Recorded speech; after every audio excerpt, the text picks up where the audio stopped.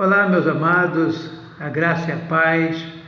Eu sou o pastor Venilton Barbosa e hoje estou tendo o privilégio de estar trazendo a palavra nesta tarde e noite. Quero cumprimentar a todos com a paz do Senhor Jesus. Amém? Queridos, eu quero falar nesta tarde sobre a separação espiritual do crente.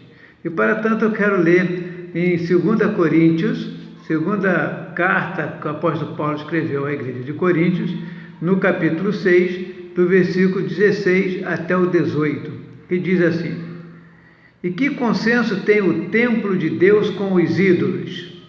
Porque vós sois o templo de Deus vivente, como Deus disse: Neles habitarei e entre eles andarei, e eu serei o seu Deus, e eles serão o meu povo. Pelo que saí do meio deles, e apartai-vos, diz o Senhor, e não toqueis nada imundo, eu vos receberei, e eu serei para vós pai, e vós sereis para mim filhos e filhas, diz o Senhor Todo-Poderoso. Amém? Vamos orar. Graças te damos, ó Deus amado, por este momento. Pedimos, ó Pai querido, que todos aqueles, ó Pai, que chegaram, ó Pai, a ver e ouvir, ó Pai, esta mensagem, ó Pai, possa ser tocado pelo Espírito Santo. Usa-nos, ó Deus, e fale conosco, em nome de Jesus. Amém e amém. Queridos, eu estou aqui vendo, nesse versículo 16, o que Paulo está ensinando à igreja, né? Paulo apresenta aqui um forte argumento no sentido de um crente nascido de novo, porque ele nascido de novo, ele passa a se tornar templo de Deus e do Espírito Santo. E ele, sendo templo de Deus e Espírito Santo, não pode ser habitado por outras coisas, não pode ser habitado por demônios, né? Os ídolos, tanto no Antigo Testamento como no Novo Testamento, representavam os demônios. E logo a pior forma da profanação do povo era colocar ídolos no seu próprio templo ou no templo de Deus. E o que Paulo está dizendo é isso: não coloque nada dentro de você aquilo que não seja de Deus. Aquilo que não seja de Deus você não deve colocar dentro de você, porque você se converteu, você aceitou a Jesus, então você agora é templo de Deus, é templo do Espírito Santo. Você tem que ter cuidado com o que anda contigo, com o que está em você, né? Embora nós sabemos que o diabo ele está aí maquinando, procurando atacar principalmente os convertidos, crentes em Jesus Cristo, mas o apóstolo Paulo diz o seguinte, que a melhor coisa que tem é se separar, é andar separado, é a separação espiritual do crente. O que eu quero dizer com isso? O conceito de separação é a separação do mal, ela é fundamental para o relacionamento entre o homem e Deus, e o Deus e o seu povo. Segundo a Bíblia, a separação abrange duas dimensões, sendo uma negativa e outra positiva. A separação moral e a separação espiritual do pecado e de tudo quanto é contrário a Jesus Cristo, né? A justiça, a palavra de Deus.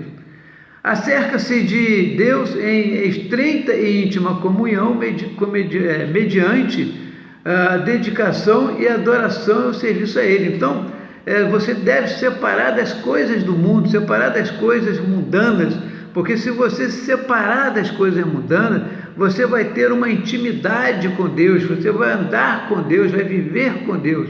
No Antigo Testamento, a separação era uma exigência contínua de Deus para o seu povo. Por quê?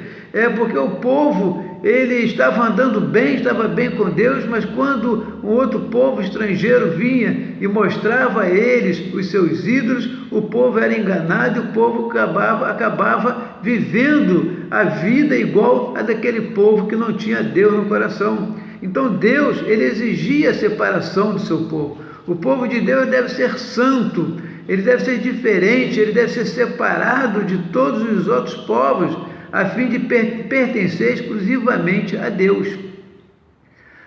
Uma das coisas que as pessoas às vezes confundem é que ela aceita Cristo Jesus, passa a ser membro de uma igreja e acha que deve viver a mesma vida que ela vivia antes aquela vida que ela vivia numa vida mundana, uma vida pecaminosa.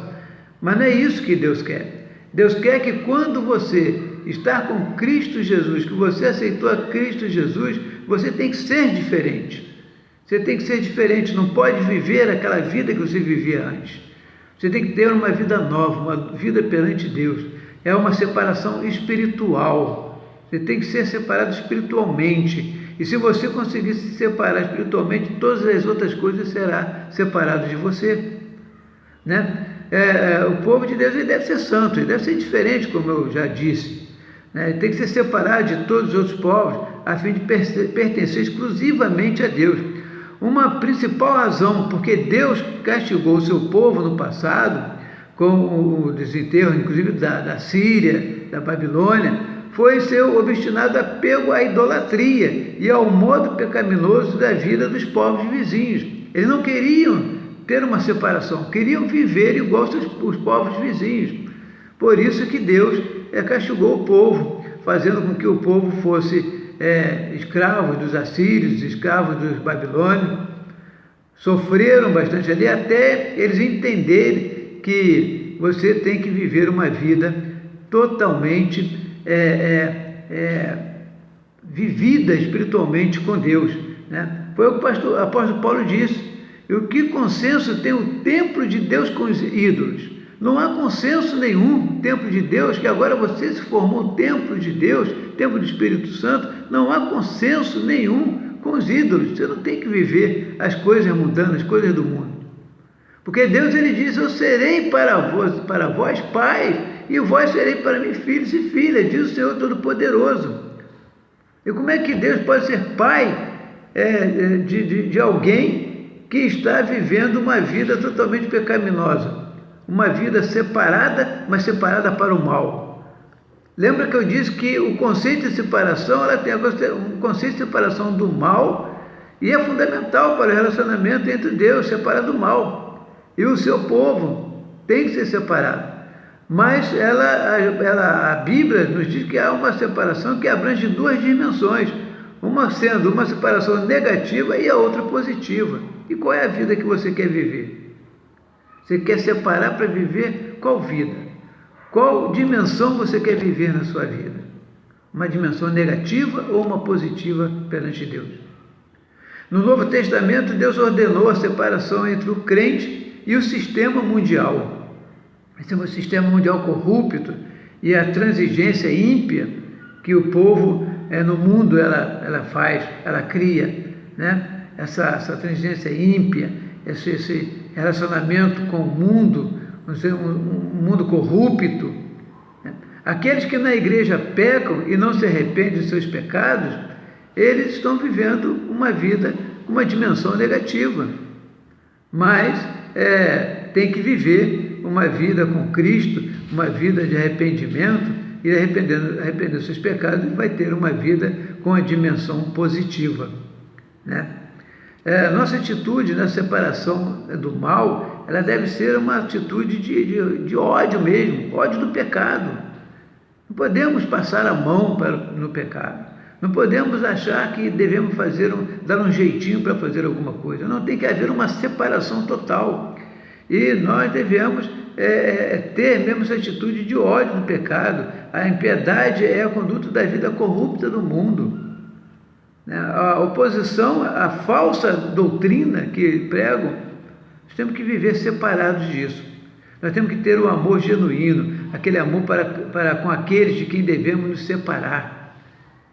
Devemos ver esse amor, devemos ter temor de Deus e nos aperfeiçoarmos na santificação. O nosso propósito na separação do mal é que nós, como povo de Deus, nós devemos perseverarmos na salvação, perseverarmos na fé, perseverarmos na santidade. Nós temos que viver uma vida inteiramente para Deus, com o nosso Senhor, como nosso Senhor e Pai. E nós devemos estar convencendo o mundo incrédulo, da verdade e das bênçãos do Evangelho.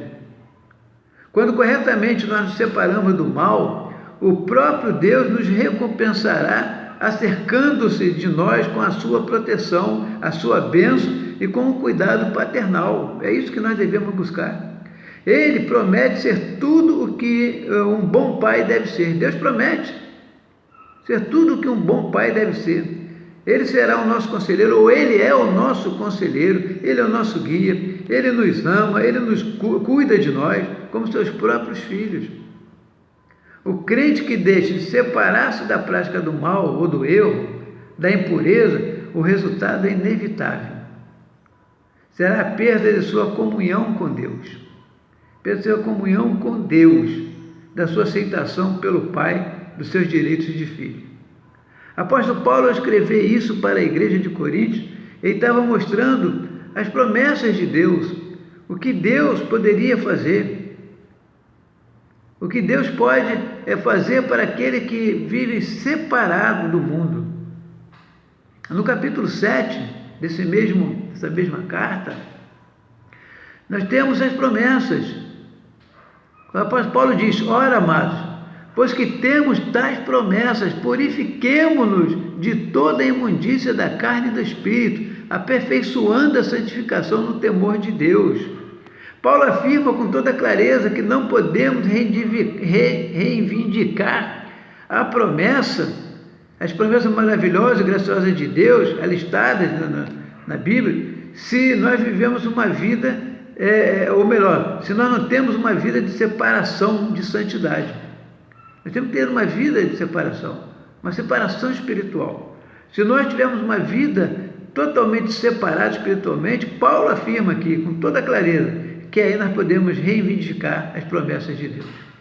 Mas se você não vive uma vida separada, você não pode reivindicar as promessas de Deus. Quando ele diz aqui, purificamos-nos,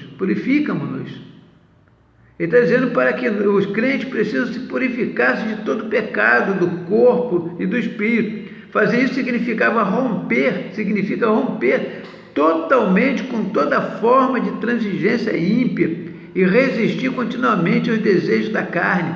Devemos mortificar as ações pecaminosas do corpo, devemos repudiá-los cada vez mais e fugir delas. Devemos viver separados do mal.